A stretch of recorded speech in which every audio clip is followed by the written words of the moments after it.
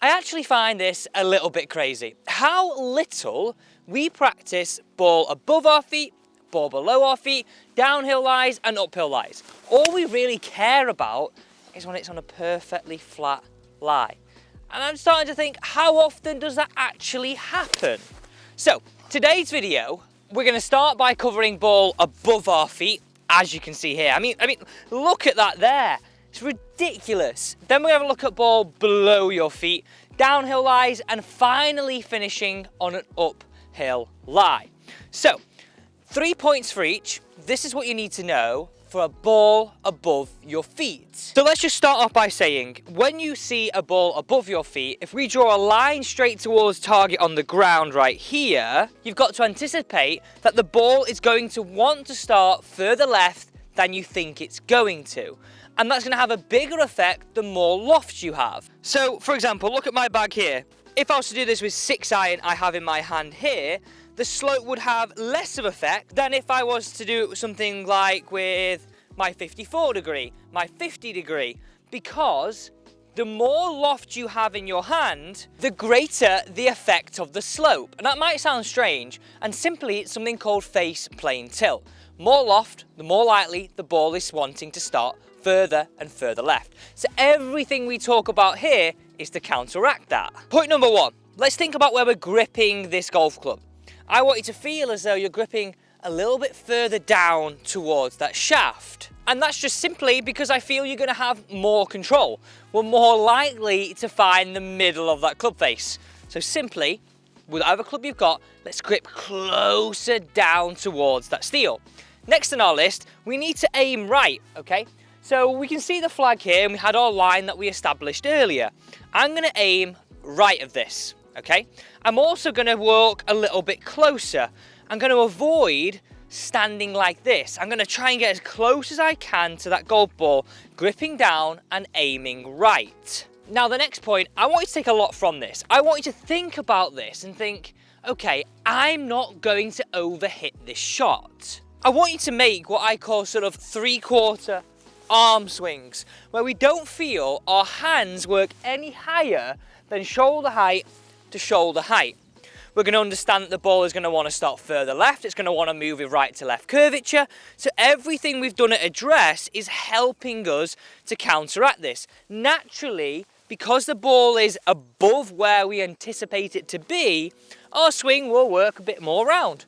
But work with that. As long as you swing within yourself, you aim right, you grip down, you get a nice solid base, you've got everything you need in order to play this shot. So I guess the final thing to do here is just hit the shot.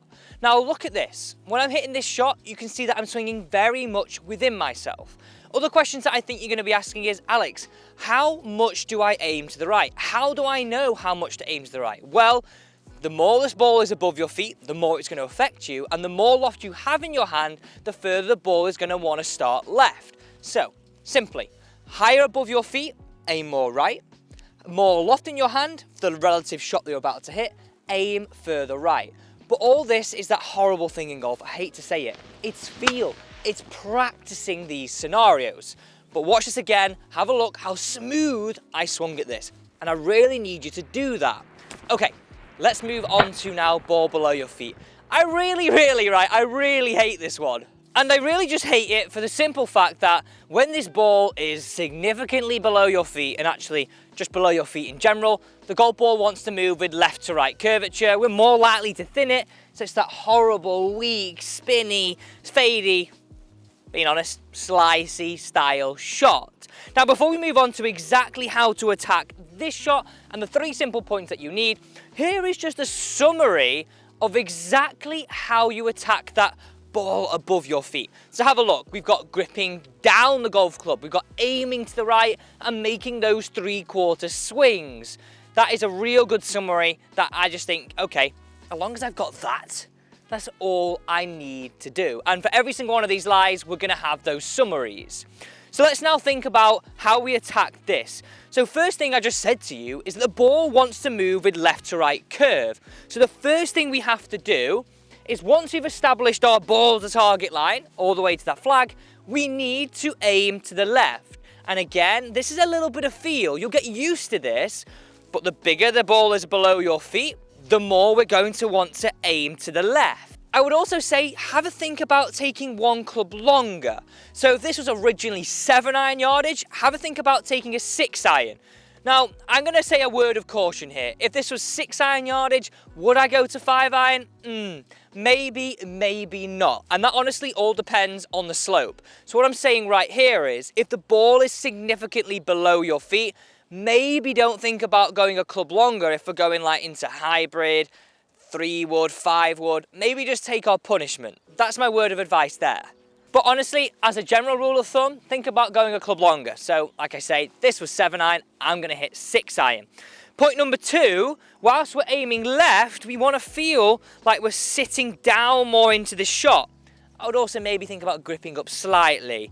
So we're gonna sit down, wider stance, bend those knees. That really just feels like I've got a better position in this slope. Feels like I can match it, I can stay over that golf ball much better. Whereas here, if I go normally, look how my ball is like really below my club head. Like, I don't think I can even make contact with it. So, aiming left, sitting down in this shot.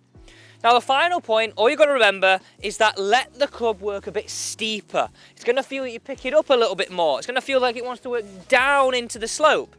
If we're round and round, or more flatter like we were on the ball above our feet, then we're really gonna find it hard to make contact. So let's do this. Make those 3/4 swings, shoulder height to shoulder height, and just feel you stay with the slope.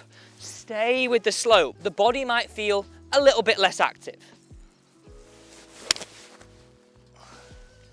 Look how that's moved with left to right curve.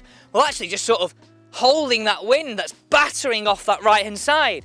But did you see that? I didn't try and overhit that golf shot at all. So here's a summary on the right side of the screen here of exactly how you play the ball below your feet. We're gonna wanna think about aiming left, taking one club more, with caution.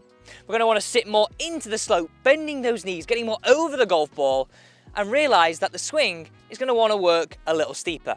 Let's now move on to ball on a downhill lie. The downhill lie. We're gonna firstly wanna think about our club selection. Now, we're around about 6-iron yardage, but I'm gonna go down one club. So if you were at 6-iron yardage, we're gonna go down to 7. If you were at 8-iron yardage, you would then go down to a 9. So let me take my 7. And this is just for the simple fact that if on a flat lie, that would be, let's just say, a random number, our 6-iron has 26 degrees, right?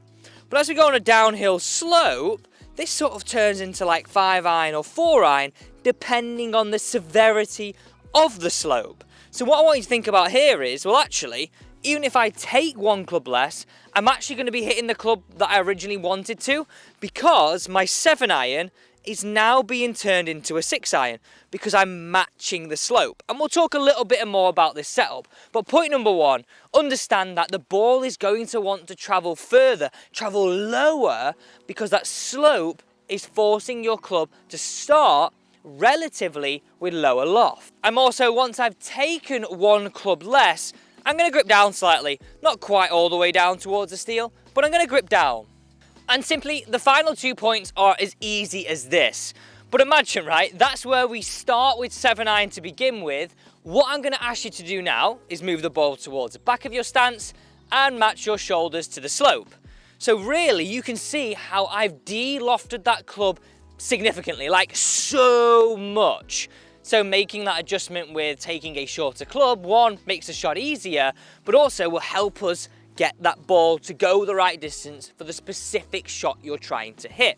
So point number 2, move the ball back and match your shoulders to the slope.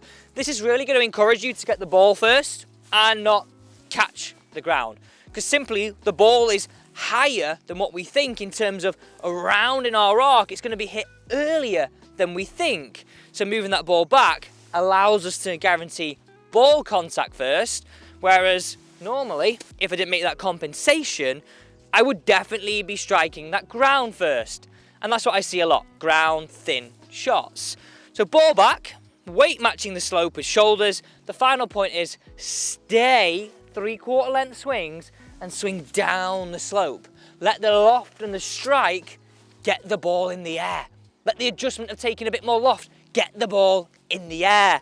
Don't try and help it. So you should be looking for a real shot, just something around this. Look how low that's come out. That's 7-iron, look how low. But look how I got my strike. So here on the side of the screen is that summary of how I want you to attack a ball on a downhill slope. So we're going to take a little bit more loft in our hands. We're also then going to grip down, that's all point number 1. Then we're going to look at moving the ball back in our stance, matching our shoulders to the slope, and really feeling at the final point, those 3/4 swings, swinging down the slope. Don't try and help the ball in the air. Okay, the final scenario, when that ball is on a big upslope, this is exactly how you do it. Essentially, it's a little bit of the opposite of how you play a downhill. For an uphill lie, you're going to want to take one more club. So usually if it was around a 7-iron yardage, let's just say for example, you would then go and take a 6-iron. From here, you want to make sure that your shoulders and your weight is matching the slope. So we're not fighting it. Really feel like we take a little bit of a wider stance, a solid base, and let our shoulders match the slope.